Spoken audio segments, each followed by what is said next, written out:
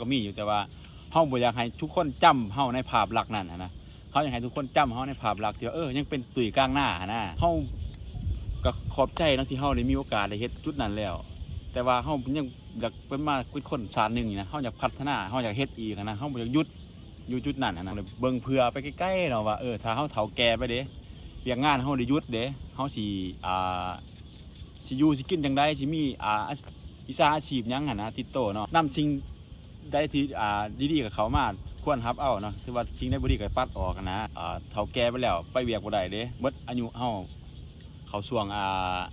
บำนาญเด้เฮาก็เฮ็ดหยังนะในวัยนี้สิมีเพลงใหม่ทุกคนสิได้เฮ็ดเพลงเนาะสิกลับมาเฮ็ดเพลงคืนเนาะเพราะว่าทุกตัวนี้มันค่อนข้างสำเร็จแล้วแบรนด์คนอื่นเฮาก็ยังซื้อกินแม่หั่นบ่อยากกินหลายนะเพิ่นกิน4ถุงแล้วเพิ่นสิได้เนาะเพิ่นย่านของลูกนี่อยากสิ้นเปลืองของลูกนะแต่ว่าคิดว่าเฮาเลี้ยงเพิ่นตอนนี้ตอนมีชีวิตเฮาให้เพิ่นกินตอนมีชีวิตนี่เฮาก็ภูมิใจเฮาก็ดีนั่นบ่คือบ่มีความหมายเนาะถ้าว่าเพิ่นเราเสียไปแล้วเฮาสิไปขอหัวโลกนะว่ามันเบิดเนาะเพราะว่าเฮาจือคำสอนของผู้ใหญ่ผู้นึงเนาะที่เฮาเฮ็ดเวียกนำนั่นแหละพอคิดดีๆเนาะว่า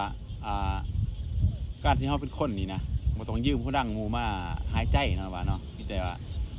ออกมาทุ่งไร่ทุ่งนามื้อนี้มาเบิ่งบรรยากาศเก่าๆมาหวนคืนอดีตเนาะที่เฮายังน้อยที่เฮาเคยอยู่เคยเฮ็ดเคยสร้างดำไร่ดำนานี่น่ะเลี้ยงทองเลี้ยงปลาเฮาตั้งแต่พุ่นแหละข้าวเฮายังน้อยๆเนาะถึงจืออยู่ทุกอย่างบ่ตุ้ยก็เลี้ยงควายเลี้ยงงัวนี่แหละดำไร่ดำนาโลกตะกาดำนาน้ำนี่แหละน้ำพ่อน้ำแม่เราก็เลี้ยงเฮาจนว่าฮอดปี2002นะพอรัสเซียก็เลยบ่ได้เฮ็ดนาเลยเนาะนานมากครับมีแต่แม่เลี้ยงลูกมาเลี้ยงไอ้น้องเฮามาก็10กว่าคนพุ่นแหละไอ้น้องเฮาแต่ว่าตอนนี้เสียผู้นึงแล้วก็เนี่ยมีเหลือแต่เก่าเนาะก็สร้างครอบครัวไปแน่ก็มีฐานะกับบางคนก็ค่อนข้างโอเคบางคนก็ยังอยู่ตกอยู่ในสภาวะค่อนข้างว่าลำบากเนาะแต่ว่าแต่ได้ก็ตามทุกคนเฮาก็ต้องมีจุดยืนแล้วก็มีสู่ส่วนต่อไปเนาะเฮาก็ต้องได้หาเลี้ยงอีกที่ว่าทุกคนก็สิสงสัยนะว่าตุ้ยเฮ็ดหยังหนอแน่แล้วก็บ่ตุ้ยคือบ่หาเวียกเฮ็ดน่ะนี่เนาะคือเห็นผ่านมาบ่ตุ้ยก็เฮ็ด2 YouTube แล้วก็เฮ็ดเพลงแน่เนาะทุกคนก็อยากให้บ่ตุ้ยสิมาบอกสิเด้อว่าทุกคนเฮาก็มีเวียกเฮ็ดอยู่แต่ว่าเฮาบ่อยากหยุดอยู่จุดนั้นนะเพราะว่าเฮาเกิดมาเป็นคนหนึ่งเฮาต้องได้พัฒนาตัวเองเฮาอยากหาสิ่งดีๆที่มาเฮาอยากมีธุรกิจตัวเองมาเลี้ยงชีพตัวเองนะเพราะว่าเฮาจือคำสอนของผู้ใหญ่ผู้นึงเนาะที่เฮาเฮ็ดเวียกนำนั่นแหละเฮาบ่ขอออกนามเนาะ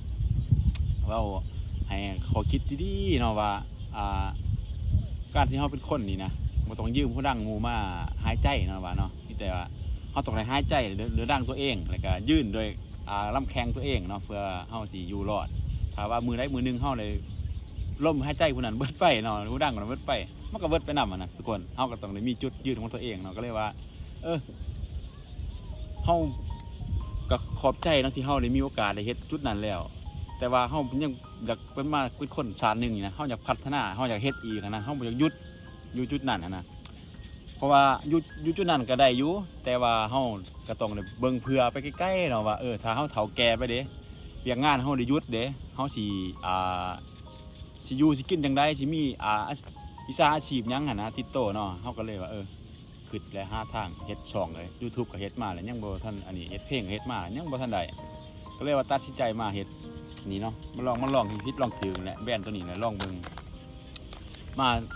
ถึงว่ามันสิเป็นจะได้ก็ตามเนาะเฮาต้องได้ยอมรับกับมันในเมื่อที่เฮาสร้างมันเกิดขึ้นมาแล้วมันก็ซ้ำลูกเฮาผู้นึงได้นี่มันก็ซ้ำลูกซ้ำเต่าเฮาผู้นึงเฮาต้องได้ดูแลมันแล้วก็เลี้ยงมันเนาะแล้วก็สร้างให้มันเติบโตใหญ่ปีกขาแข็งในไปทางก้าวทางที่ดีหั่นน่ะเพื่อก็คือเฮาเลี้ยงคุณลูกเนาะทุกคนเนาะที่เมื่อที่เฮามีมาแล้วเกิดมาแล้วเฮาต้องได้เลี้ยงได้ดูแลได้บำบัดได้เลี้ยง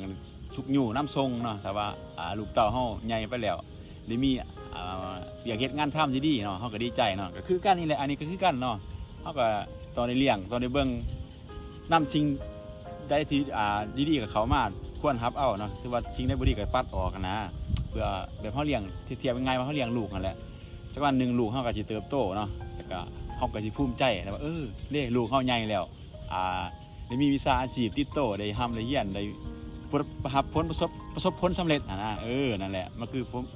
ความภาคภูมิใจของเฮาเนาะอันนี้คือกันเนาะเฮาบ่อยากหยุดอยู่บนเก่าเฮาอยากมีวิชาอาชีพติดตัวเฮาเพื่อว่าอนาคตเว้าบ่ได้เนาะว่าเฮาเฒ่าแก่ไปแล้วไปเวียกบ่ได้เด้เบิดอายุเฮาเข้าช่วงบำนาญเด้เฮาก็เฮ็ดหยังนะเฮาก็ต้องมีสำรองไว้เนาะชีวิตเฮามีสำรองไว้หลายๆเพราะว่าเฮาบ่ได้เฮ็ดสิ่งเดียวไว้นะสิ่งเดียวไว้แล้วมันก็เบิดไปซื่อๆหั่นแหละเนาะคือเฮาฮู้แล้ววันนี้เฮาก็ถ้าว่าเฮาก็ยังมีตัวนี้อยู่เด้เฮายังมีตัวนี้สืบต่อถ้าว่าลูกเต้าเฮาสมมุติว่าเฮาได้ลูกเนาะสมมุติว่าเฮาได้สร้างครอบสร้างครัวเฮามีลูกมีเต้าเฮาก็ยังได้เด้พอได้เฮ็ดตัวนี้เด้อได้สืบต่อลูกได้สืบต่อมุ่นมั่งพอบ่มีหยังมอบให้ความมอบธุรกิจกลางหน้านี่ให้เด้อเดี๋ยวมันก็มีแนวอ้างอิงนะทุกคนเนาะฉะนั้นเฮาก็ต้องเป็นคนบ่ต้องหยุดเกิดมาแล้วบ่ต้องหยุดอยู่จุดเก่านั่นซะต้องมันฝึกฝนตัวเองให้พัฒนาต่อเพื่อผลลัพธ์ดีๆต่อชีวิตเฮาแล้วก็ต่ออนาคตต่อลูกต่อหลานนั่นแหละเนาะอันเนี้ยจุดหลักๆที่ว่าบ่ตุ้ยเป็นหยังที่มาเฮ็ดแบรนด์เนาะแล้วก็คือบ่หาให้เฮ็ดดีๆจริงๆเฮาก็มีอยู่แต่ว่าเฮาบ่อยากให้ทุกคนจำเฮาในภาพลักษณ์นั้นนะเฮาอยากให้ทุกคนจำเฮาในภาพลักษณ์ที่ว่ายังเป็นตุ้ยกลางหน้านะบ่ว่าจะเป็นด้านเฮ็ดเพลงบ่ว่าจะเป็นด้านเฮ็ดเวียกต่างๆหยังก็ตามเฮาจะบ่เปิดเผยตอนนั้นเฮาฮู้อยู่แก่ใจเฮาแล้วนะว่าเวียกตอนนั้นมันอันอยู่ในใจเฮาอยู่แล้วเฮาต้องสร้างเฮาตัวเองเฮาลองผิดลองถูกเฮ็ดไปเลยเฮาเกิดมาเฮาต้องเฮ็ดตอนนั้นแล้วก็ต้องให้ทุกคนทำผู้เนาะว่าที่ไปที่มาเป็นยังไงมันจึงมันเกิดแบรนด์กลางหน้านี่เนาะคอฟฟี่ในวัยนี้สิมีเพลงใหม่ทุกคนสิได้เฮ็ดเพลงเนาะสิกลับมาเฮ็ดเพลงขึ้นเนาะเพราะว่าทุกตัวนี้มันค่อนข้างสำเร็จแล้วลงโตแล้วนะถึงขนาดว่ามันสิบ่ทันรับผลเขาเอิ้นว่ารับผลรู้ล่วงไปโดยดีแบบทะลุเป้ายังไงนะหรือว่าปังนะทุกคนนะถ้าเข้าใจบ่ทันแต่ว่ามันได้สร้างมันเกิดขึ้นมาแล้วเฮาก็เบาใจแน่เนาะเฮาก็สิมาเฮ็ดเพลงอีกนำเป็นเฮ็ดเคียงคู่กันไปเลยนะเดี๋ยวเบิดฤดูเบิดฝนอีกนะช่วงนี้ยังไปบ่ได้เนาะเพราะว่าทีมงานก็บอกไปอยู่มันฝนหลายๆก็ไปมายากเนาะฝากกันเด้อทุกคนเด้อกลางนาคอฟฟี่กาแฟดีสุขภาพเลยสมองให้สมองลงลืมกินเลยเนาะสายหูสายตาบ่ดีกินจัดไปดีแม่เฮากินมาหลายแล้วเพิ่นก็เศร้าบ้างเนาะเศร้าปวดเศร้ามึนเป็นแม่เฮาก็เป็นเบาหวานเพราะว่าจุดประสงค์นี่แหละเฮาจะเฮ็ดมาเนาะเพราะว่าเฮาเคยซื้อให้แม่กินได้แบรนด์คนอื่นเฮาก็ยังซื้อให้กินแม่หั่นบ่อยากกินหลายนะเพิ่นกิน4 ถุงแล้วเพิ่นเสียดายเนาะเพิ่นย่านของลูกนี่อยากสิ้นเปลืองของลูกนะแต่ว่าลูกว่าบ่คิดเลยนะเหลืองเนาะเพราะว่าเฮาได้มีสิ่งดีๆมาให้แม่เฮากินนี่ก็ถือว่าเป็นบุญเฮาแหละเนาะถือว่าเฮาภูมิใจหลายแล้วก็เฮาคิดว่าเฮาเลี้ยงเพิ่นตอนนี้ตอนมีชีวิตเฮาให้เพิ่นกินตอนมีชีวิตนี่เฮาก็ภูมิใจเฮาก็ดีนั่นคือบ่มีความหมายเนาะถ้าว่าเพิ่นเราเสียไปแล้วเฮาสิไป